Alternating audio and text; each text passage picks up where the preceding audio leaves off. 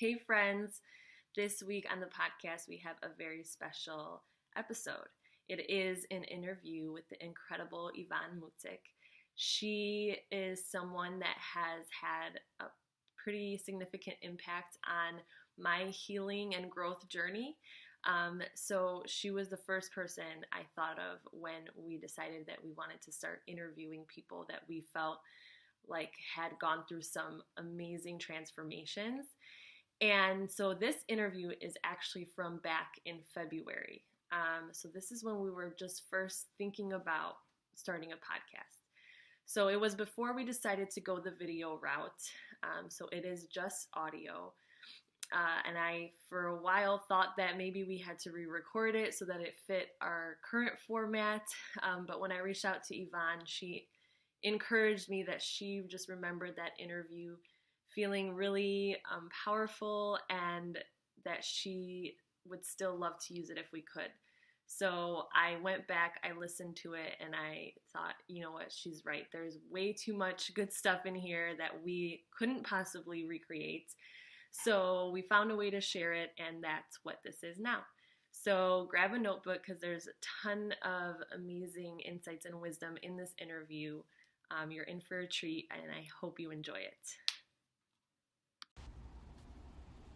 All right, this is Lydia with Hope Warrior Project, and I am sitting here with the lovely Evon, who is a developmental therapist and life empowerment coach. Yes. Quite the mouthful, but super important.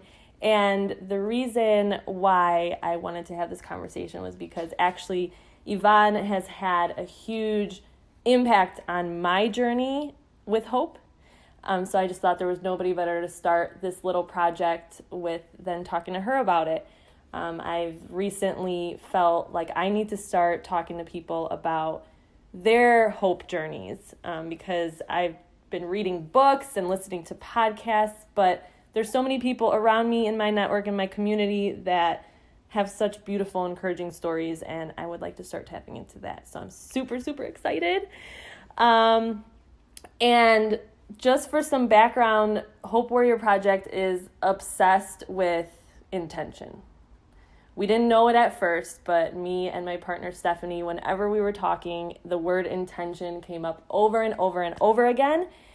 And it was almost like a joke. We were like, we need to have like a swear jar or something, like put a penny in every time we say intention because it was getting annoying. But then we were kind of just like, well, maybe this isn't, just an annoying thing. Maybe this is what it's all about. So I want to talk with people that I feel like are living intentionally and aren't just reacting to life and letting life happen to them, but are setting their intentions every day and creating the life that they want for themselves. And I definitely see that in you, Evon. So that's why I want to pick your brain for about 30 minutes here, whatever. So maybe just take a few seconds to introduce yourself, anything that you want to share just organically, and then maybe just go into a little bit about what hope means to you. Thank you. I love all the connections you just made right now. That's powerful, and shared with your audience about your journey a little bit here and setting that intention and living life purposefully. I love that. That's been the catalyst for my journey. And I started off in this space of energy and healing and mindfulness, consciousness. There's so many spiritual boo-boo words that I could use. But for the purpose of practicality, so that a lot of people can relate to this, we have life events that either rock us, shape us, or, can really derail us. And so it's in those moments that, yes, we set that intention. Is my life going to change? Do I want it to change? And can I make it happen? Right? So hope is a big part of that. And, what that means to me is that there is a belief that's greater than mine. And so I connect to that, and then I try to honor and listen how to best follow that path, right? And in that I get golden nuggets and little spiritual breadcrumbs to pick at and signs, synchronicities, all of that, right? Yes. To keep me on that path of guidance. Yeah. That's awesome. And I think that's something that me and Stephanie talk a lot about, is that for us, hope is a daily practice. Mm-hmm. Some people think of hope as a wish or something that you would like to maybe happen and it would be nice, or like, I hope, it's sunny tomorrow. But then you have no control over that, right? So to us, that's not what hope is. To us, it's a daily practice of knowing that your future can be brighter if you are in the right headspace and if you are taking those steps to just better yourself, I guess, to learn more about yourself. And a lot of that is what you do, right? Help people discover who they are and really dig into that. And that's the hard part. And yes and no, right? It takes effort differently. Yeah. But I know that God has guided me into that space. Yeah, for a reason, because of my, transitional moment in life that could have, again, made me or broke me, right? But yes, so I definitely want to talk about that, because my hope is for these interviews with meeting with these people is that I hear more of these stories of that moment, the crossroads, kind of like what happened in your life that made you decide, I want to go in a different direction. So can you tell us a little bit about that? Yeah, I'd love to share that. It's interesting to be at this space of...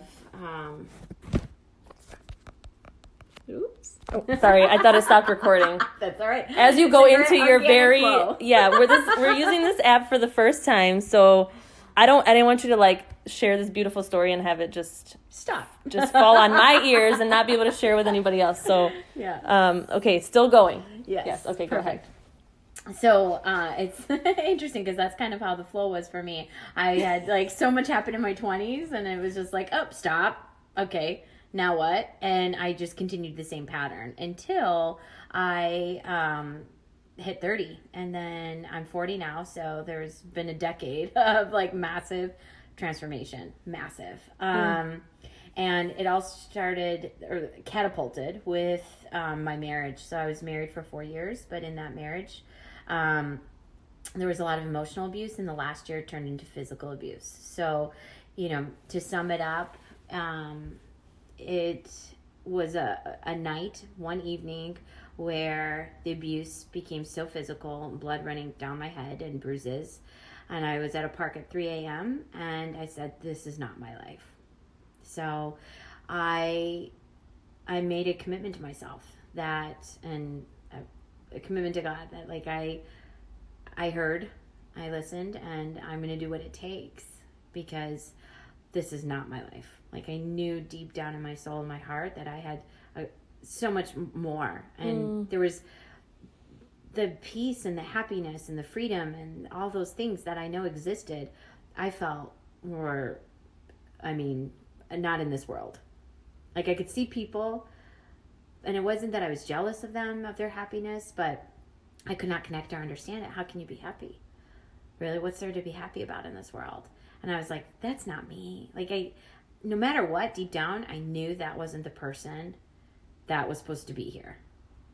And I, wanted to try to end life because of that darkness so much and so deep, deeply felt.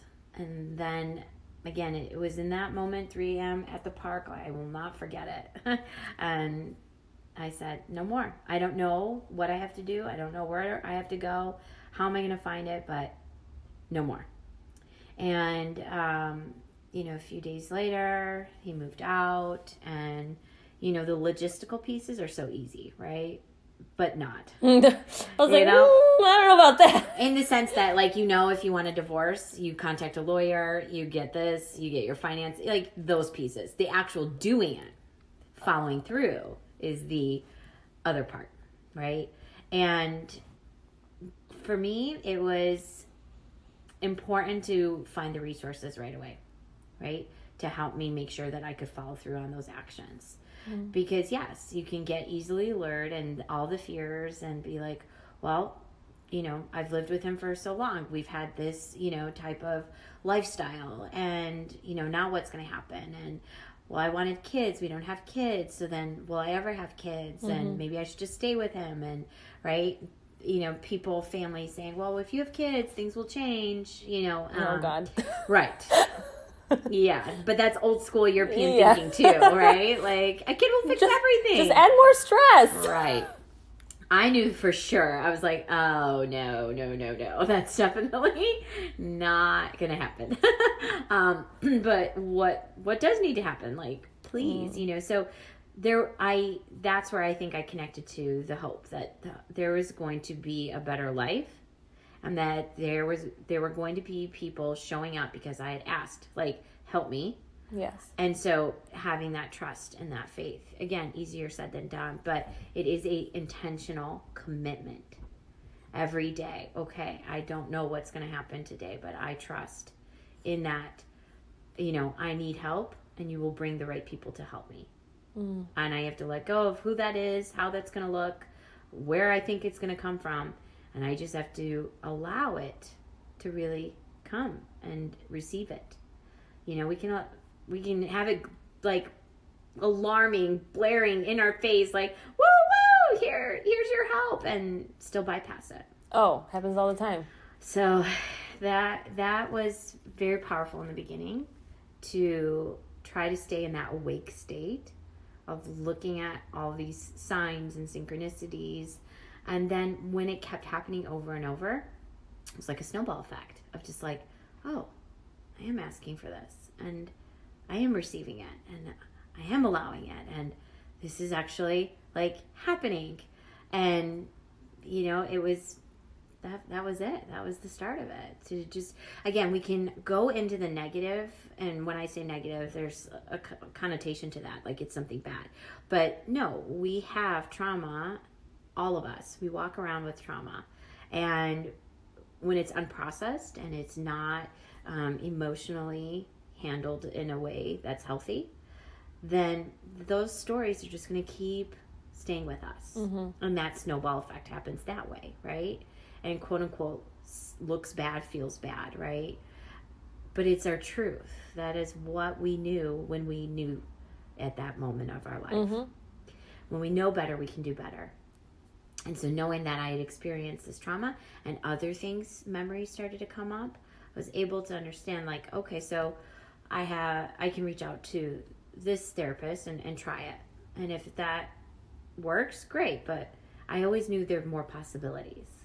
And so having that like mindset that I'm going to be open to all different kinds of healing modalities at my church, my priest, or groups, a therapist, but it can be a social worker or a psychotherapist. It can be a cognitive behavioral approach, or it can be, a psychodynamic, different kind of approach, like more somatic, traumatic, kind of work. There's just so much, right? But instead of getting overwhelmed by it, again, I just kept following what little signs and pieces of, I call them golden nuggets or spiritual breadcrumbs, that I could keep picking up, right? Honoring that, and then getting to a space where I had like a team. So I had I had my lawyer, so that was awesome. That was first and foremost. Yeah. I had my therapist. Then I got connected with a craniosacral therapist who started more of my exploration of like non-Western medicines and modalities. That led me to other healers and expanded my world. So I had like about a team of 5 people. And we hear it takes a village, right, to raise a child. And we talk about community.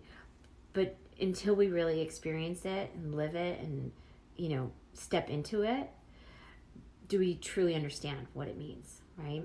So they all were part of my hope. Yeah. Right? Your hope warriors. They gave me hope, right? Yeah. Like, you stepped into this, you showed up for yourself. We're here showing up, matching you, right? And you are allowing yourself to receive help. You want to receive help. Question is, do you really want to change? Because we think we want to change.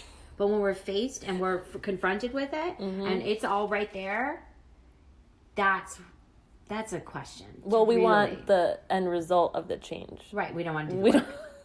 We don't want the changing. Yeah. And I knew, though, that there was no other way.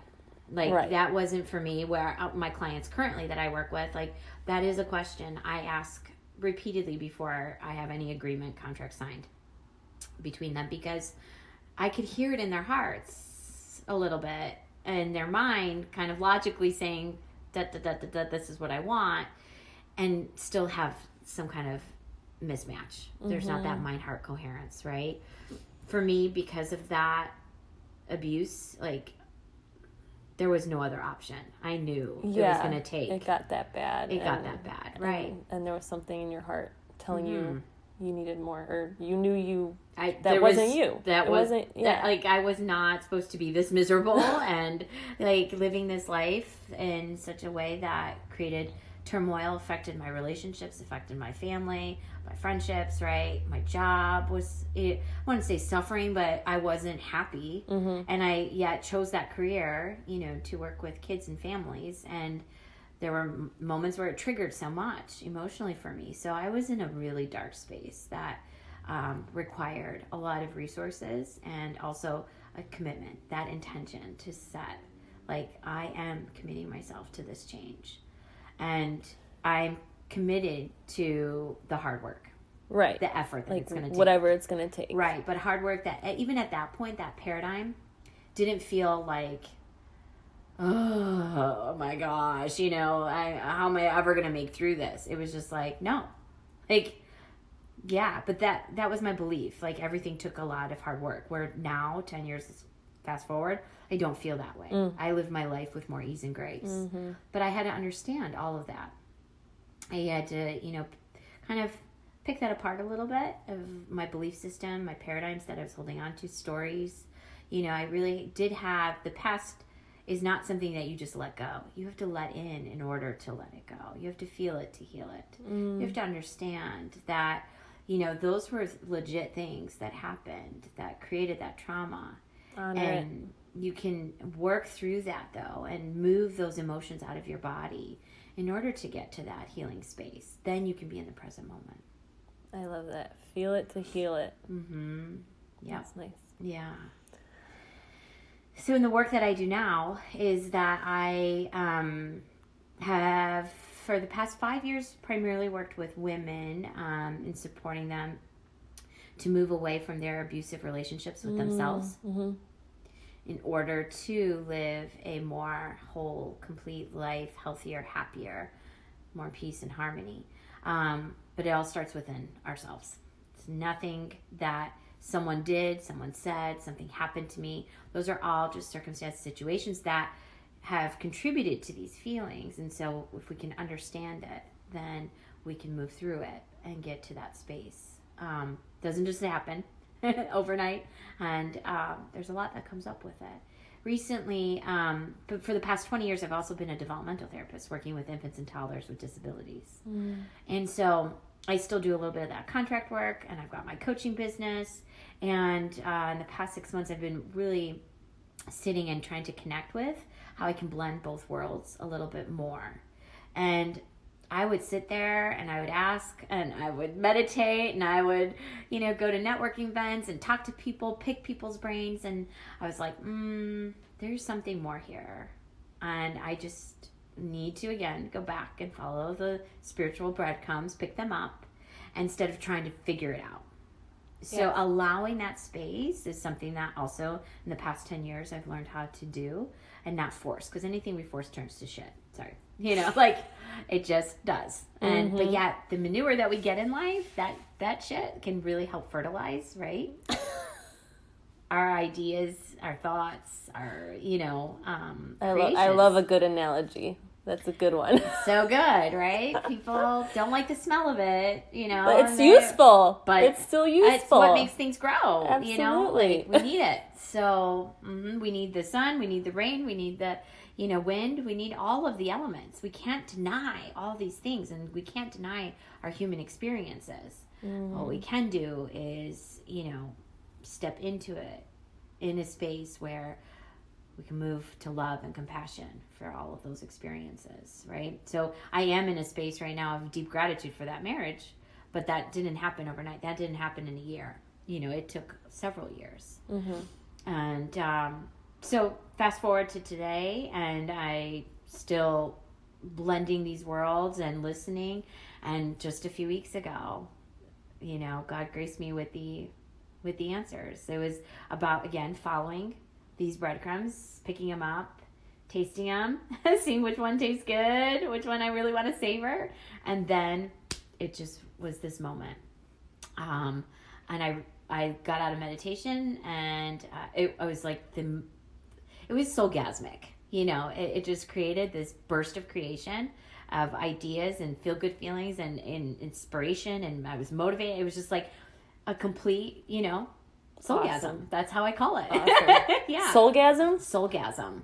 Yeah. I love that. Right, where everything just aligns and you just feel that bliss. I wish I would have had that yesterday, because I was at a yoga workshop and we're talking about the 8 limbs of yoga. And like the last 3 are all based around that, like getting closer to enlightenment, I guess, like those moments in meditation when you're just like in it. Yeah. And I totally could have raised my hand and been like, it's a soulgasm. Yes. Because everybody was like, how do you explain it? Because it's kind of hard to... Yeah, I would call that a soulgasm. Yes. So I've experienced several of those over the past few years. And here was another one that I was so excited to experience again. And what I have now created is a program for single parents to help build an emotionally healthy relationship within themselves, so that they can have a healthier relationship with their child or children as they navigate the dating world. Oh my God. So that's what, like, out of all of these years, 20 years as being a therapist, 7 years as a coach, and then now, going, but wait, this doesn't have to be separated so much. And asking, and it literally, it's been about 6 months. And just probably a month ago is when this all really came to. Can I tell you something crazy? Yeah, go ahead. Just on my way here, I was listening to a podcast. I could probably pull it up. It's probably still on my phone. And I look for podcasts for my kids because I want to just prepare them, right? Yeah. Like, I'm like, man, if I would have had this when I was little. Of course, yes. So I'm looking, and if anybody listening has a desire in their heart to make a podcast for kids about this kind of stuff, please do it, because I will be your first subscriber. But I found one that... okay, maybe you, yeah. And so I found one that was named Growth Mindset for Kids. However, when I clicked on it, it's geared towards parents. And this, I think, and this one episode, because this is the first time I listened to it, this first episode was about self-love, and she was talking about how the best way to teach your kids self-love is, of course, to love yourself. Amen. And just like, I'm getting goosebumps again, like this this is what I live for, is like I was like, yes, like this is it. Everybody's obsessing about how to raise kids right, well, discipline and consequences, and focusing on their tantrums, not understanding the bigger emotional piece, right? It's and I talk a lot about this with all my clients when they feel like they're kind of having an internal tantrum, right? Is that, well, ultimately, it's tantrums mean I need attention, right? I'm getting attention. Yeah. This is my feeling and the way that I express attention. So if we suppress it within ourselves, we're automatically then looking at a kid who's tantruming and trying to suppress it. So what's happening? We are devaluing ourselves, and we're also like creating this moment of connection that says, your feelings are too big, stop it. Yeah. Stop feeling. And we wonder why so many people are having a hard time processing their feelings. So if we start with ourselves and recognize when we're having kind of an internal tantrum, and what does that mean? So attention. What does attention mean? Connection. You're disconnected from yourself. When we scold a child that's having a massive tantrum, we are saying, you are just too much. I can't handle you. That message is like loud and clear. You may not be saying it that way, but when you are like, stop it, stop it, stop it, you're saying, I can't handle you. I can't handle your big feelings. And yeah, it does feel shitty when your child's crying and freaking out, especially in a public place, right? But nonetheless, they're saying, I need attention. And attention means connection. To me, I don't see it separate. Now, we can have a great debate about it, right? Because some people are like, no, connection means this, attention. I think through the years of my experience, when the shift happens where it's like, okay, let's, not in the moment, right, with the tantrum, talk about that, but let's start with you, the adult, right? And what is it that you're craving? What is it that you really need to connect and then spend attention, like time and attention with? Right. When parents start doing that, it just organically, right? Like that snowball spiral effect gets transmuted or gets experienced then with the child. So then we go to the child who's screaming. And the parent, if they're at a more regulated state, their nervous system's a little bit more calm, then they can stay a little bit more calm. It's not like you're not going to get pissed off or not going to get activated, right. But you got to be aware of it. And the thing is that sometimes we're just not aware of it. So in that moment, you can be aware and say, okay, I acknowledge, I see you are so mad. I'm going to be here, right here with you. You are safe to be mad. Because kids don't, at 3 or 4, say, have the ability to say, I'm so mad because I needed this. Like, some can be very articulate, but for the most part, that is their natural way, human behavior, of expressing anger, frustration, overwhelmed. There's so many factors to it. And we have to be able to, as adults, hold space for children rather than say, do not feel overwhelmed, do not feel scared, do not feel that, do you see the big difference between the two? And I think that a lot of times we see what they're freaking about as not a big deal. And it's their whole world. But it's their truth. And yes. I mean, we can say the same thing about adults. Correct. Right? Exactly. When you're in your own body, in your own perspective, something can be the end of the world to you. Pain is pain. Exactly. I just read in one of my books, stop comparing pain. Stop thinking that somebody in a third world country that's dealing with whatever they're dealing with, that their pain is different from your pain of not connecting with your spouse. Pain is pain. Pain is pain. And it hurts either way. It manifests and looks in all these different ways, but pain is pain. Yes. Exactly. And so, when you allow it, acknowledge it, accept, and then honor realign. It. Mm-hmm. Because, that kid is thinking the world's ending, and you're just like, I want relax. That toy. You're fine. Right. Stop. Right. And, I know. And then think it's like, about us as adults when somebody says that to you. You just want to, do a couple have a tantrum. Things. Yeah. You want to do a couple things. You either want to use your body to, or say words that aren't appropriate. And that's because we've been taught kind of this. There's been a focus on so much of suppressing, denying, feelings rather than understanding them in this different perspective, right?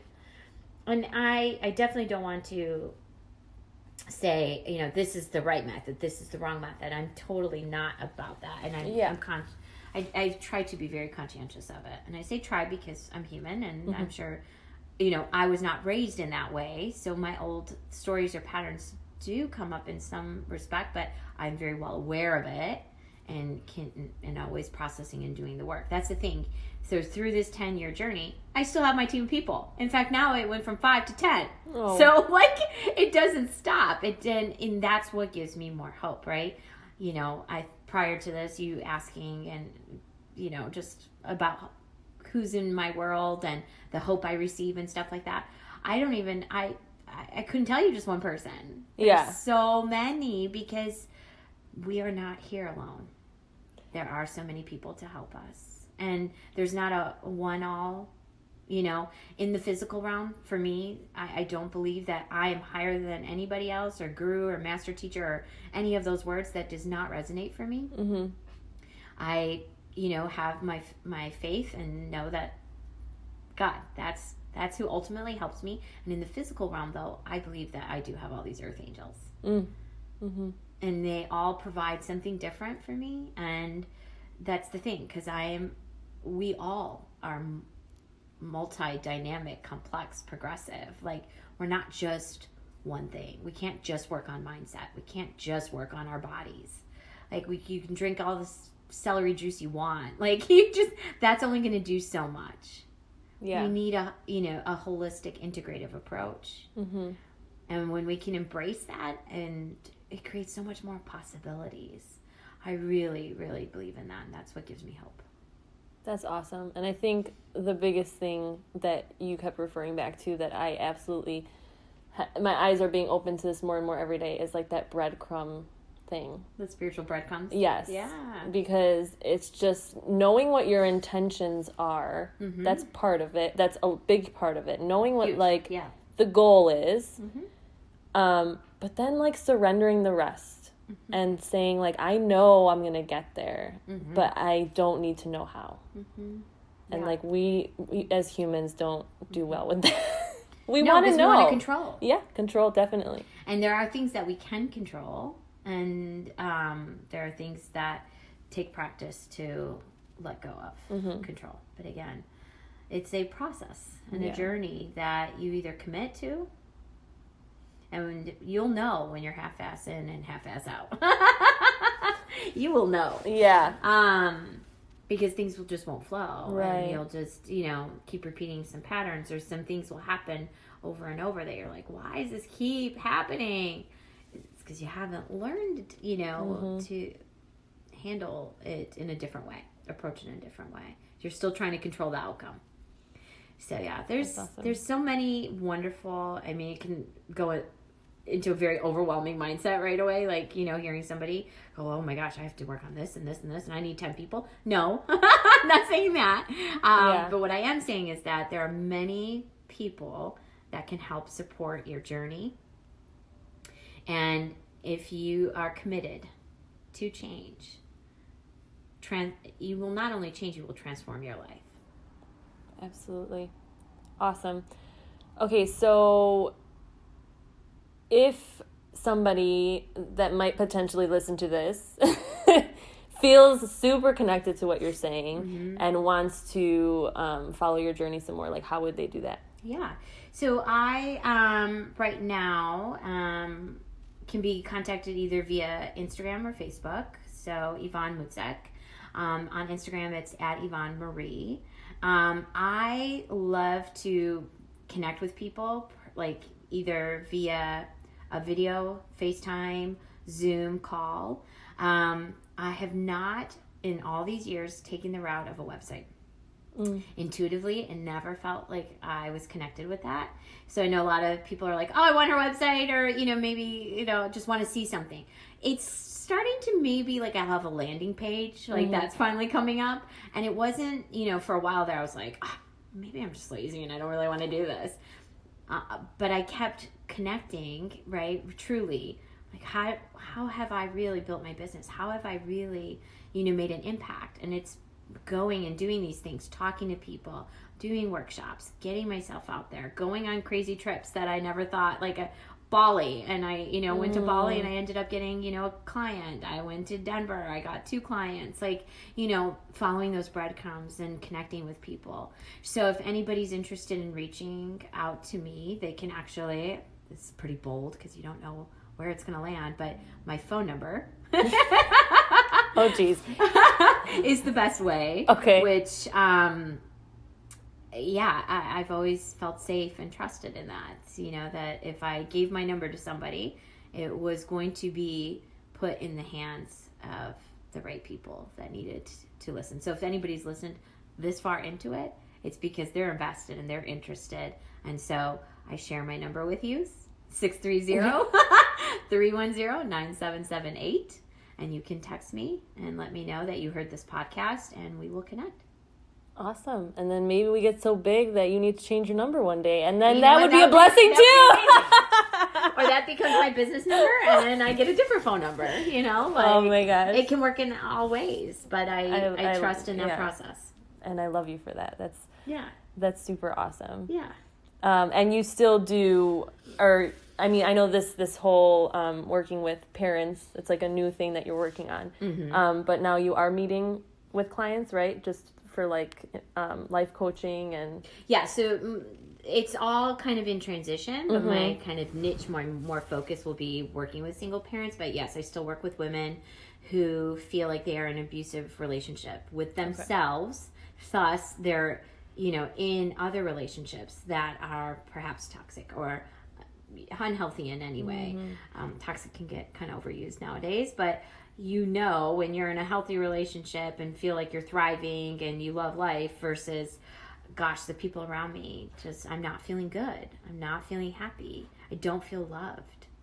And thus, I'm doing things in my life that is, you know, supporting that thought, you know, of not feeling loved. So that could be a variety of things. High anxiety, depression, addictions, you know, to shopping, to maybe over exercising, right? Not really. It shows up in so many different ways. Anyway, Yeah. anything that you could think of can be Yes. can turn into something. Yeah. And sometimes we're just sleepwalking and doing it, not realizing that it's abusive to ourselves. So I go back to the question of, you know, how are you feeling in this moment about your life, about who you are?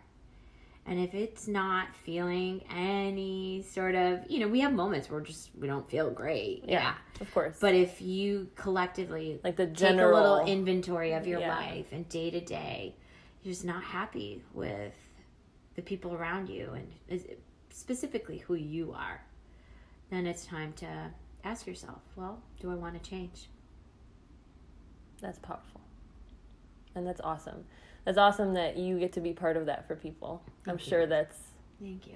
really incredible for you as well. It's my purpose here on earth. Absolutely. I can feel that. I can see that. And I've been on your couch. I've been guided by you, and it's I hope you can see a difference in me since I've been with you last, and I give you a lot of credit for that. So thank you. Thank you.